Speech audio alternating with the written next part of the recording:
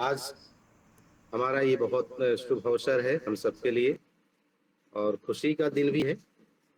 से एक दीपावली का अवसर है। आप सबको बहुत सारी शुभकामनाएं, जितने भी साथी जुड़े हुए हैं। और अभी हम इंतजार में हैं कि हमारे मुख्य वक्ता महोदय आचार्य गोपाल जी महाराज जुड़नेंगे। और वो मथुरा वृंदावन से हैं, गोवर्धन धाम है, वहाँ के पुजारी हैं और अच्छे समाज सेवी भी, साथ में आध्यात्मिक भी हैं। और अपने आध्यात्मिक संदेशों के साथ साथ समाज को जागृत करने और समाज के मुद्दों को उठाने के लिए जाने जाते हैं और बहुत बखूबी अपनी जिम्मेदारी सामाजिक इंसान होने के नाते बहुत अच्छे से निभा रहे हैं। तो आज का जो हमारा विषय है, प्रत्येक धर्म के प्रत्येक उत्सव या त्योहार का मुख्य उद्देश्य मानवता, सामाजिकता, आपसी प्रेम सौहार्द को बढ़ावा के साथ साथ जीवन को आनंदित उत्साहित करना होता है। दूसरा पाठ है प्रकाश रूपी तत्व का सांसारिक और आध्यात्मिक दृष्टि से महत्व। और ये विषय हमने क्यों चुना, क्योंकि आज जो हम त्यौहार मना रहे हैं पिछले 3-4 दिनों से 5 दिन का मेन माना जाता है, तो उसमें प्रकाश का ही ज़्यादा जोर दिया गया है। प्रकाश पर ही ज़्यादा जोर दिया गया है, चाहे दीपक के रूप में हो, यहाँ पर हो, या लाइट डेकोरेशन के रूप में हो। और साथ में जुड़ा हुआ जो पार्ट रहता है घर की साफ सफाई के लिए, साफ सफाई का उसका पार्ट ये हो जाता है कि जब हम घर की गंदगी दूर करते हैं तो जो हम प्रकाश करते हैं वो ज़्यादा स्पष्टता के साथ दिखाई देता है। और प्रकाश होने पर कह सकते हैं अगर गंदगी दिखेगी तो उतना अच्छा नहीं लगता, स्वच्छता दिखेगी तो ज़्यादा अच्छा लगता है। तो आज का विषय हमारा ये है, समानता। जो हमने कहा कि सभी त्योहारों का उद्देश्य तो यही होता है कि हम आपस में भाईचारा बनाएं, सामाजिकता बनाएं और अपने जीवन को आनंदित और उत्साहित करें। मुख्य उद्देश्य यही रहता है कि हमारे जीवन में जब हम, महेंद्र बर्मन जी ने कुछ मैसेज दिया, उनको सुन लेते हैं पहले। महेंद्र बर्मन जी, आप पहले बात रखना चाहते हैं तो जरूर आप शुरू कर लीजिए। ठीक है। तो मुख्य उद्देश्य ये रहता है किसी भी त्योहार का, एंटरटेनमेंट का, कि हमारी जो नियमित दिनचर्या होती है उसमें जो थकान होती है उससे दूर होकर फिर हम एक नयापन लाएं और अपने जो जिंदगी के कार्यकलाप है, चाहे प्रोफेशन हो, ड्यूटी हो, किसानी हो, बिजनेस हो, जो भी हमारा है उस पर पुनः नई ऊर्जा के साथ जुड़ सके। ये सभी त्योहारों का एक मकसद होता है और साथ में रहता है कि हम इसी बहाने आपस में मेल जोल करें, अपने परिचितों से, अपने रिश्तेदारों से, अपने आसपास के कॉलोनी वासियों सभी से। तो पुनः आप सबको बहुत सारी शुभकामनाएं इस त्योहार की। अब मैं विषय पर थोड़ा सा 2-4 मिनट समय लूंगा। प्रकाश का हमने यहाँ पर सांसारिक और आध्यात्मिक महत्व दो पहलू लेकर चल रहे हैं। प्रकाश यानी लाइट कहें या उसी का दूसरा रूप अग्नि कह दें। अग्नि से फिर थोड़ा सा कन्वर्ट होते होते इलेक्ट्रिसिटी आई, सोलर एनर्जी आई, उसी के रूप में कह सकते हैं।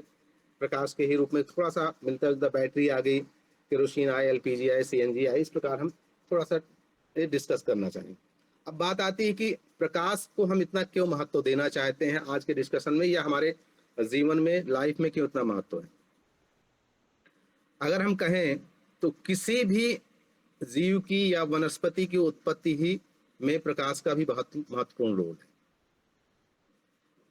आपने और हम सब ने एक चौपाई सुनी होगी, क्षिति जल पावक गगन समीरा, पंच तत्व से बना समीरा। अगर प्रकाश का उसमें नहीं होगा समावेश तो हमारे शरीर का भी उत्पत्ति नहीं हो पाएगी। इस प्रकार किसी वनस्पति या पेड़ पौधे की उत्पत्ति के लिए प्रकाश, फोटोसिंथेसिस जो साइंस में बोलते हैं, उसका होना बहुत जरूरी है। पानी और उसके साथ साथ ये होना बहुत जरूरी, ये उसका एक महत्व है।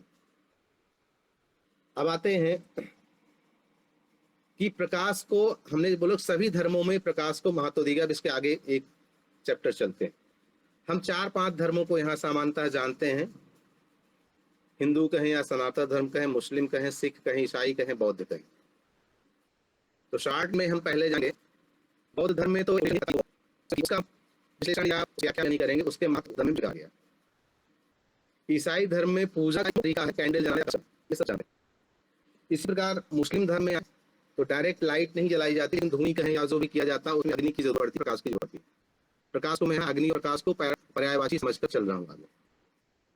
अब आते हैं अगर सिख धर्म में, तो सिख धर्म को प्रकाश पर्व के नाम से एक पर्व मनाया जाता है। प्रकाश पर्व तो हम ही अभी कुछ सालों से, नहीं तो दीपावली लेकिन प्रकाश पर्व सही मनाया जाता है उसी घर में होता है, 2 गुरुओं के जन्मदिन पर, गुरु गोविंद सिंह जी के और नानक जी के, जिसको आप व्याख्या में आगे नहीं जाएंगे। आगे आते हैं, हम अपने धर्म की बात जानते हैं, तो यहाँ पर प्रकाश का कहें या लाइट का कहें या अग्नि का कहें कितना महत्व दिया गया। अग्नि का पहले मैं बता दिया, सांसारिक रूप से जीवन की उत्पत्ति के लिए बहुत जरूरी है, उसमें प्रकाश जुड़ा हुआ। हमारा जब धीरे धीरे विकास हुआ मानव प्रजाति का कहें, तो सबसे पहले जरूरत होती है हमको भोजन की, चाहे जो प्राणी हो। जब उत्पत्ति हो गई उसकी, तो भोजन बनाने के, जैसा हम हिस्ट्री पढ़ते हैं तो पहले भोजन जो जंगली में रहते थे हम लोग या उस समय विकसित नहीं हुए थे, तो उस समय भोजन के लिए हम कच्चा ही भोजन प्राप्त करते थे, जो भी रहता था जिस रूप में रहे, जो भी भोजन हो।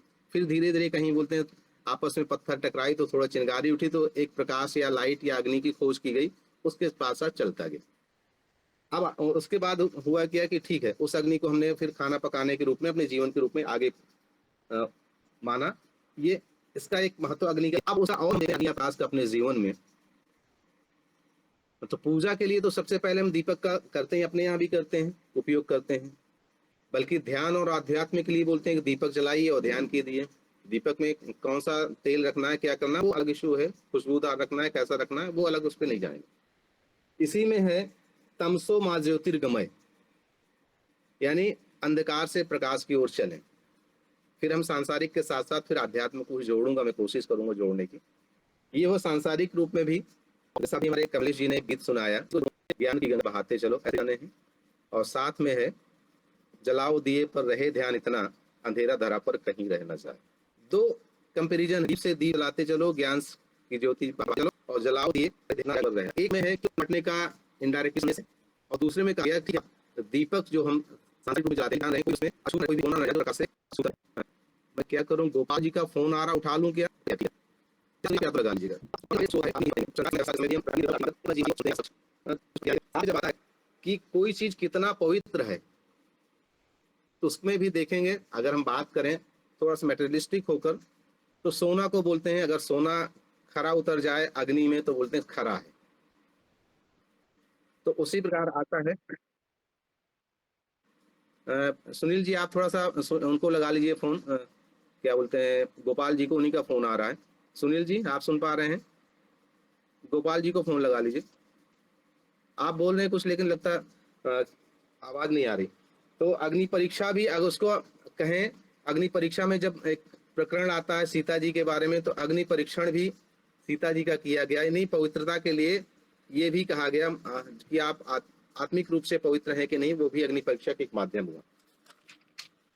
इस प्रकार आते हैं, बहुत सारी बात आती हैं जो एक सांसारिक जीवन के अनुसार है, यानी भोजन बनाने के लिए, हमारे जीवन की उत्पत्ति के लिए ये सब प्रकाश या अग्नि का बहुत जरूरत है। और साथ में अगर हम कल्पना करें कि अगर जो जिस प्रकाश को या अग्नि को हम देखते हैं, हमारे पार्ट, हमारे शरीर में भी एक हिस्सा है, अगर आंख नहीं हो, वो भी प्रकाश हम तभी देख पाते हैं, वो ना हो तो कल्पना कीजिए कितना दुखद होगा।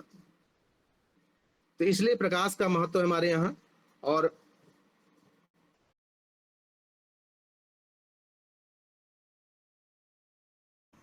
अब रही बात सांसारिक जीवन के बाद, हम आध्यात्मिक में अगर आए और फोकस करें, केवल अपने जो संस्कृति है उसकी बात करें। अब वो कल्पना हो सकती है, उसमें सही है या गलत है, कितना तार्किक है या अतार्किक है, लेकिन जब महापुरुषों को आप देखेंगे तो उनके बैकग्राउंड में एक फोकस रहता है, उस, चाहे सनलाइट का कह लें, उस प्रकार का फोकस रहता है कि उसके पीछे एक आभा चमकती रहती है।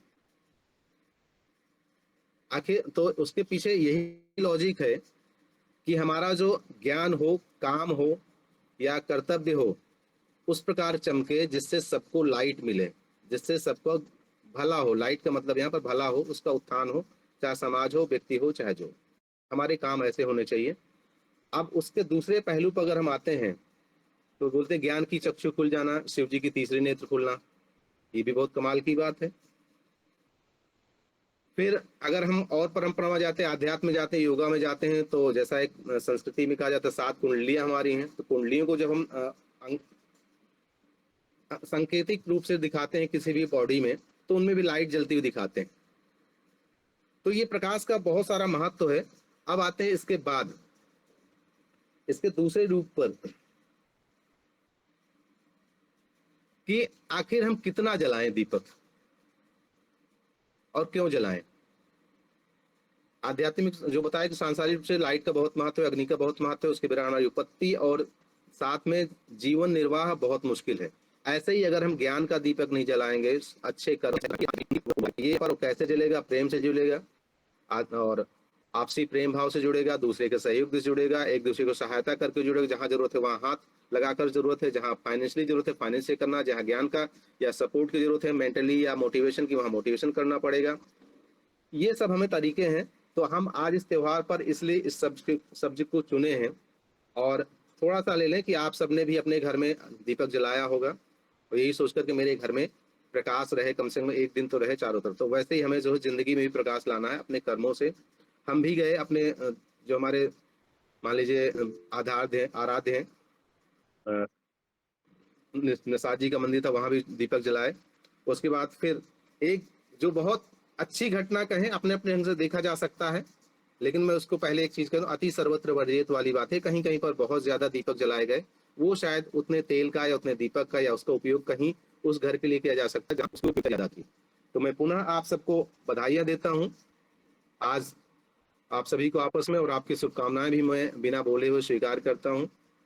और आज हम सोचते हैं कि इस मीटिंग को इस पॉजिटिव वे में डिस्कस करें, चूंकि खुशी का माहौल है, त्योहार का माहौल है, उस ढंग से हम आगे बढ़ें। आप सभी का बहुत बहुत शुक्रिया, धन्यवाद।